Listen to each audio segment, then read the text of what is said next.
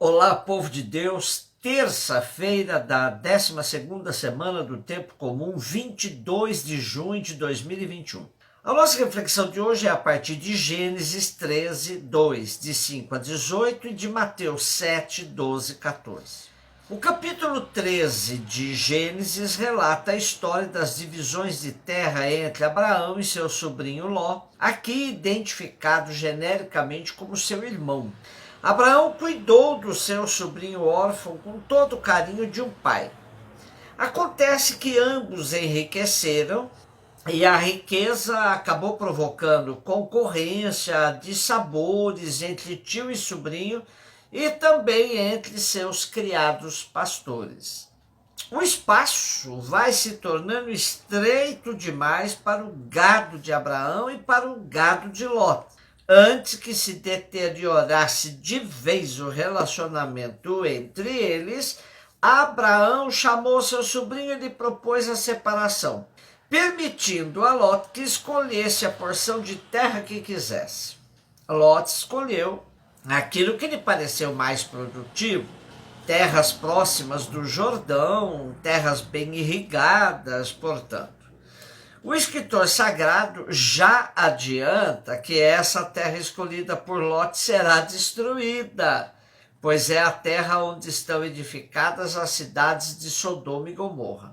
A terra de Ló foi a escolha sua, a de Abraão foi a escolha do Senhor, que prometeu a Abraão fazer de sua descendência tão numerosa como os grãos de pó da terra.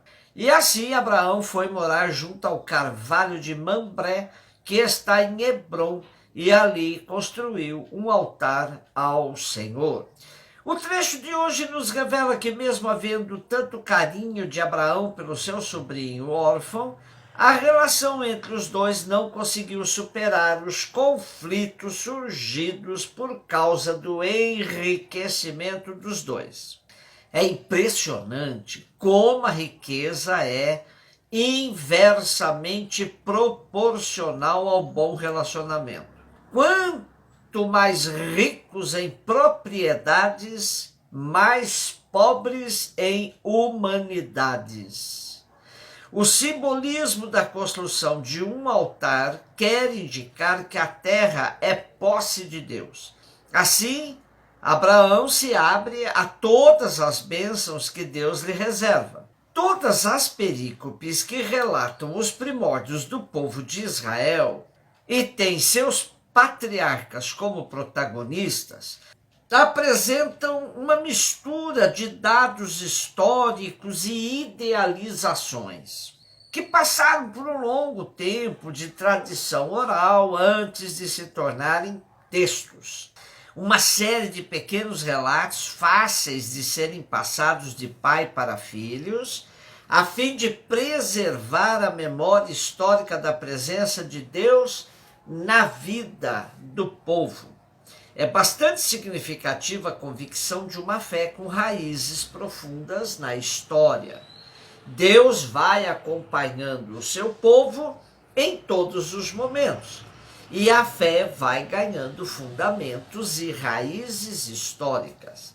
Esta narrativa, por exemplo, explica as relações entre os israelitas e os amonitas edomitas na época da sedentarização. A memória do litígio entre os dois clãs é apresentada com uma nova profundidade teológica. Abraão, sem descendentes, fica com a parte mais pobre e Deus reconhece seu despojamento e desapego. Essa atitude de Abraão será sempre vista como fonte de bênçãos de Deus, que olha a humildade do seu servo e lhe dá a recompensa por isso. Mateus 7, versículo 6, depois versículos 12 a 14. Disse Jesus aos seus discípulos: não deis aos cães as coisas santas, nem atireis vossas pérolas aos porcos, para que eles não as pisem com os pés e voltando-se contra vós vos despedacem? Tudo quanto quereis que os outros vos façam, fazei também a eles. Nisto consiste a lei e os profetas. Entrai pela porta estreita, porque larga é a porta e espaçoso é o caminho que leva à perdição, e muitos são os que entram por ele.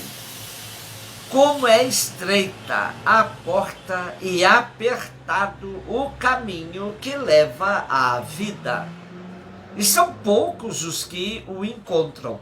Continuamos a leitura do último capítulo do Sermão da Montanha. O versículo 6 parece um tanto deslocado no texto, mas nos leva a deduzir que as coisas santas se constituem em todo o ensinamento de Jesus. Cães e porcos eram animais desprezíveis ou impuros.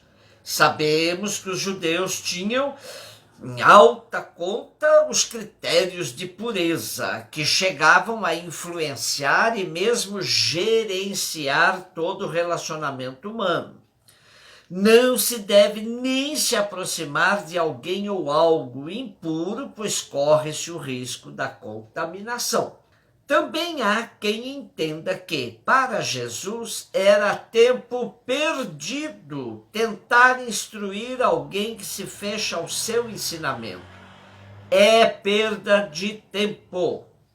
O Eclesiástico nos ensina dizendo: quem transmite a sabedoria a um insensato é como quem fala a quem está dormindo, e este no fim pergunta: o que é mesmo? Tudo quanto quereis que os outros vos façam, fazei também a eles. Aqui está a chamada regra de ouro. Há também a fórmula negativa: não façais a outro o que não agrada a vós.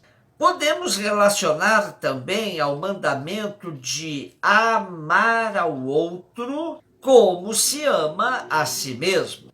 Em todas essas formulações está presente um princípio do bom relacionamento, tanto no dia a dia quanto em situações mais graves. Trata-se de levar em conta o amor próprio, pois quem se ama deve relacionar-se com os outros com capacidade de transferir esse amor para todos.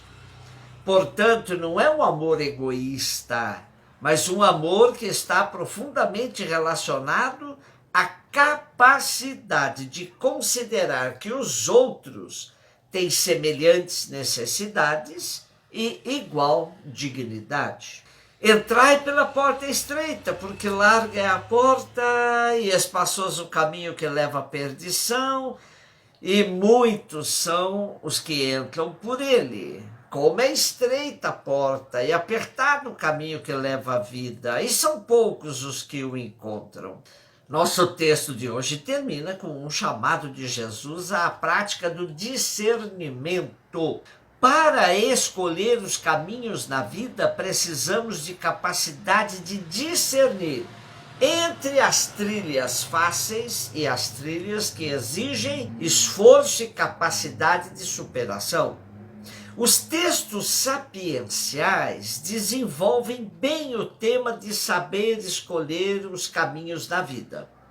O Salmo 1, o Salmo 1, por exemplo, que abre o livro do canto do povo de Deus, nos diz: feliz quem não segue os conselhos dos maus, não anda pelo caminho dos pecadores e nem toma parte nas reuniões dos zombadores.